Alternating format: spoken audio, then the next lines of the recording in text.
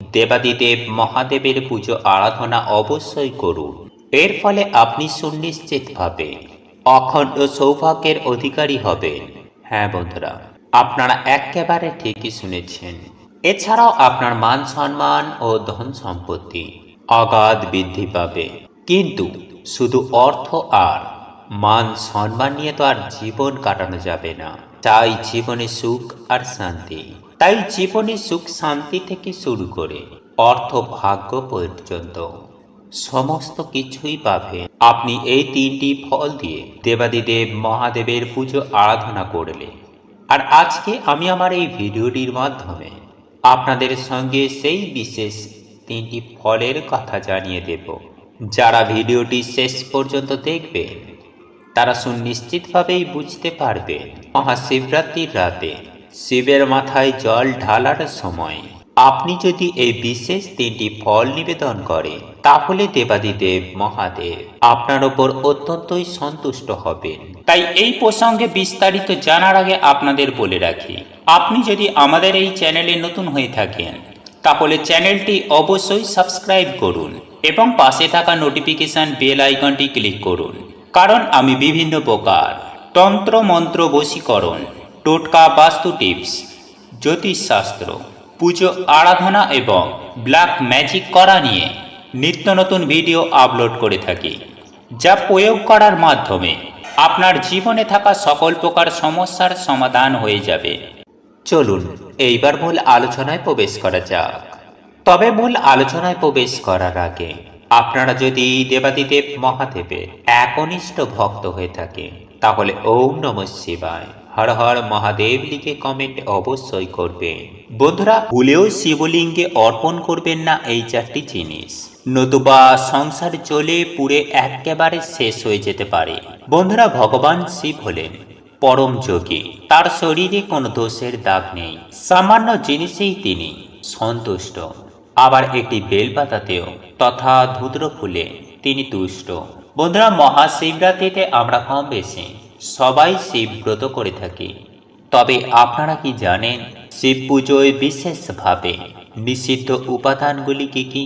চলুন তাহলে জেনে নেওয়া যাক মহাশিবরাত্রিতে কোন সেই চারটি জিনিস কখনোই অর্পণ করা উচিত নয় সেই সম্পর্কে। কারণ এগুলি দিলে দেবাদিদেব মহাদেব প্রচণ্ড পরিমাণে রেগে যান এবং শিবরাত্রি করাটাই একেবারে বৃথা হয়ে যাবে। দেখুন বন্ধুরা, যারা শিব পুজোয় এই কয়েকটি নিষিদ্ধ জিনিসের মধ্যে যে কোনো একটি জিনিসও যদি দিয়ে দেন তাহলে কিন্তু সেই পুজোর কোনো অর্থ থাকে না। কারণ সেই পুজো দেবাদিদেব মহাদেব কখনোই গ্রহণ করেন না। সুতরাং আপনারা এই মহাশিবরাত্রির দিন এই ভুল কাজ কিন্তু কখনোই করবেন না, নতুবা জীবন ভোর কিন্তু আপনাদের দুঃখ, কষ্ট, জ্বালা যন্ত্রণা, দারিদ্রতা, এমনকি নিত্য রোগ ব্যাধি পরিবারে লেগেই থাকবে। তথা দেবাদিদেব মহাদেবের কৃপাদৃষ্টি থেকেও কেউ আপনারা সকলেই বঞ্চিত হয়ে যাবেন, পরিবারের সুখ শান্তি বিনষ্ট হবে। তাই আমি সবার প্রথমেই যে জিনিসটির কথা বলবো সেটি হলো, বন্ধুরা, ভুল করেও শিবের তিলক সিঁদুর দিয়ে করা উচিত নয়।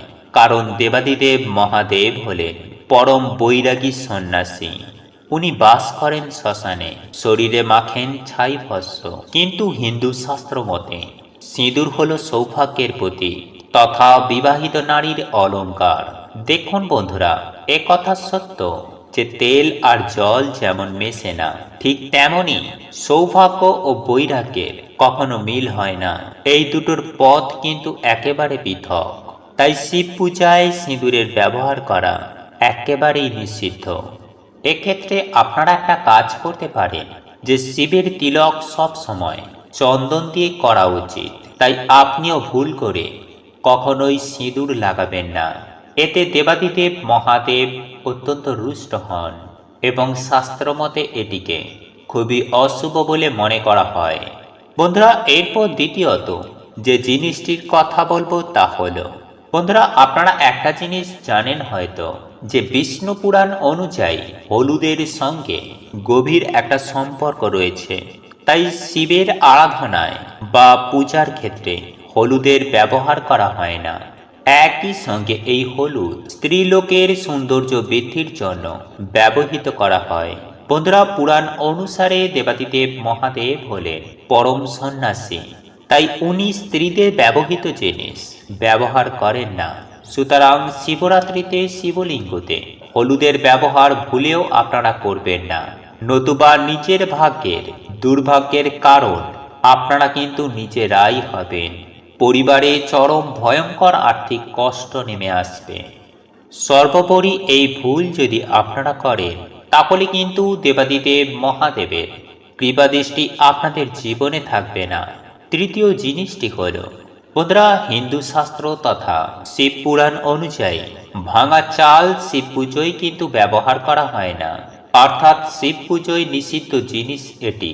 সুতরাং আপনারা যদি অখণ্ড সৌভাগ্যের অধিকারী হতে চান, দেবাদিদেব মহাদেবকে প্রসন্ন করতে চান, দেবাদিদেব মহাদেবের আশীর্বাদ কিংবা দৃষ্টি যদি আপনারা লাভ করতে চান, তাহলে কখনোই মহাশিবরাত্রির দিন শিবের পুজোর ক্ষেত্রে আপনারা কিন্তু এই ভাঙা চাল ব্যবহার করবেন না। চেষ্টা করবেন সদা সর্বদাই নিখুঁত অক্ষত চালের ব্যবহার করার। বন্ধুরা, এরপর চতুর্থ যে জিনিসটির কথা বলবো তা হলো নারিকেলের জল। হ্যাঁ বন্ধুরা, আপনারা কম বেশি প্রত্যেকেই জানি যে শ্রীফল বলা হয় এই নারকেলকে, কারণ সত্যনারায়ণ পুজো, লক্ষ্মী পুজো এবং শ্রীহরির পুজোতে, এমনকি ভগবান গণেশের পুজোতে নারকেলের বিশেষ পরিমাণে ব্যবহার করা হয় এবং সৌভাগ্য বৃদ্ধির জন্য নারিকেলের ভূমিকা অত্যন্ত পরিমাণে আছে। তাই এই নারিকেলকে শ্রীফল বলা হয়, এছাড়াও সৌভাগ্যের ফলও বলা হয়। এবং এই নারিকেল মা লক্ষ্মীর অত্যন্ত প্রিয়, এবং যেহেতু ভগবান বিষ্ণু মাতা লক্ষ্মীর পুজোয় নারিকেলের ব্যবহার করা হয় এবং এই নারকেলকে অনাথের প্রকৃত স্বরূপ বলে পুজো করা হয়, সেহেতু বৈরাগ্যের দেবতা দেবাদিদেব মহাদেবের পুজোতে নারিকেলের জল ব্যবহার করা হয় না। একই সঙ্গে আমি আপনাদেরকে এটাও জানিয়ে রাখি যে আপনারা নারিকেলের জল ব্যবহার করতে পারবেন না ঠিকই, তবে আপনারা গোটা নারকেল আপনারা কিন্তু দেবাদিদেব মহাদেবের উদ্দেশ্যে নিবেদন করতে পারেন। সুপ্রিয় দর্শক বন্ধুরা, কথাতেই আছে ভক্তের হৃদয়ে ভগবানের বৈঠকখানা। সেই রকম ভাবে ডাকলে আশুতোষ শিব অবশ্যই ভক্তের ডাকে সাড়া দেবেনই দেবেন, এবং তার ভক্তের মনোবাসনা, মনের ইচ্ছে, মনোকামনা সমস্ত কিছুই পূরণ করে দেবেন, কারণ উনি সামান্য বেলপাতাতেই তুষ্ট। নিষ্ঠা, ভক্তি, আন্তরিকতার সহযোগে দেবাদিদেব মহাদেবের পুজো আরাধনা করেন, দেবাদিদেব মহাদেবের ধ্যান করেন। যারা মন্দিরে পুজো দেবেন এবং যারা ঘরে বসে নিজেদের শিবলিঙ্গের পুজো আরাধনা করবে, তারাও এই বিষয়গুলি একটু মেনে চলবে, তাহলে আপনারা অতি অবশ্যই অখণ্ড সৌভাগ্যের অধিকারী হবেন। বন্ধুরা, এছাড়াও আমি আরো একটি বিষয় আপনাদেরকে জানিয়ে রাখি। এই বিষয়টি আমরা প্রত্যেকেই জানি, কিন্তু তারপরেও আমি আপনাদের বলে রাখি যে দেবাদিদেব মহাদেবের পুজো আরাধনার ক্ষেত্রে ভুলেও তুলসী পাতার ব্যবহার করবেন না। এতে দেবাদিদেব মহাদেব অত্যন্ত রুষ্ট হন। তাই আপনারা বেলপাতা সহযোগে দেবাদিদেব মহাদেবের পুজো আরাধনা করবেন, তাহলে আপনাদের পরিবারে সুখ, শান্তি, সমৃদ্ধির অভাব হবে না, সেই সঙ্গে কর্মক্ষেত্রে উন্নতি হবে। দেবাদিদেব মহাদেবের কৃপায় আপনাদের জীবন সুন্দর থেকে সুন্দরতর হয়ে উঠবে, এবং এই নিয়মগুলি মেনে চললে পরম ব্রহ্ম পরমেশ্বর ভোলানাথ আপনাদের পুজোয় অত্যন্ত সন্তুষ্ট হবেন, এবং আপনারা আপনাদের জীবনে চরম সফলতা ফিরে পাবেন, নিজেদের অভীষ্ট লক্ষ্যে পৌঁছাতে পারবেন। তবে এই দিন দেবাদিদেব মহাদেবকে বিশেষ কিছু ফল নিবেদন করতে হয়, যাতে দেবাদিদেব মহাদেব অত্যন্ত সন্তুষ্ট হন। বন্ধুরা, আমি এই প্রসঙ্গে আরো একটি বিষয় আপনাদেরকে জানিয়ে রাখতে চাই। মহাশিবরাত্রির দিন কোন কোন ফুল অতি অবশ্যই দেবাদিদেব মহাদেবকে অর্পণ করতে হয়, সেই বিষয়ে আমাদের একটি স্বতন্ত্র ভিডিও আমরা অলরেডি আমাদের চ্যানেলে আপলোড করেছি। আপনারা যদি প্রয়োজন মনে করেন তাহলে অতি অবশ্যই ভিডিওটি দেখে নেবেন, কারণ ওই ফুলগুলি ছাড়া দেবাদিদেব মহাদেবের পুজো আরাধনা একেবারেই অসম্পূর্ণ। অর্থাৎ এক কথায় বলা যেতে পারে যে আপনার শিবরাত্রি ব্রত অসম্পূর্ণ।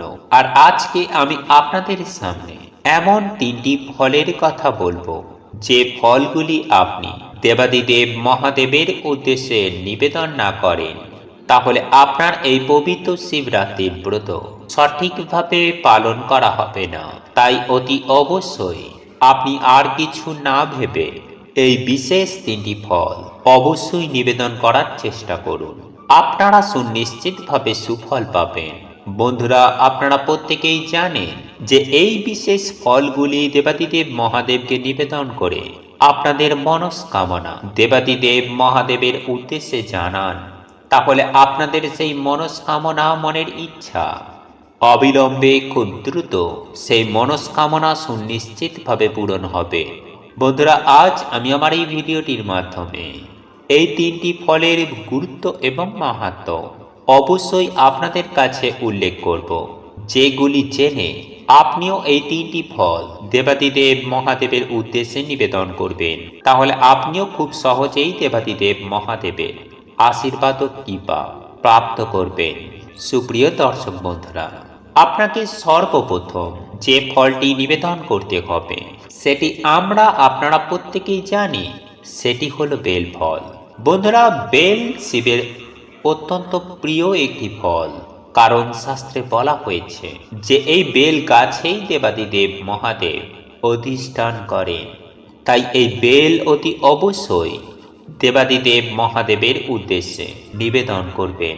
বন্ধুরা, বেল ফল হচ্ছে দেবাদিদেব মহাদেবের অন্যতম একটি প্রিয় ফল, তাই শিব পুজো এই বেল ছাড়া একেবারেই অসম্পূর্ণ। তাই শিব পুজোয় অতি অবশ্যই বেল পাতার সাথে সাথে একটি বেল নিবেদন করতেও কখনো ভুলবেন না।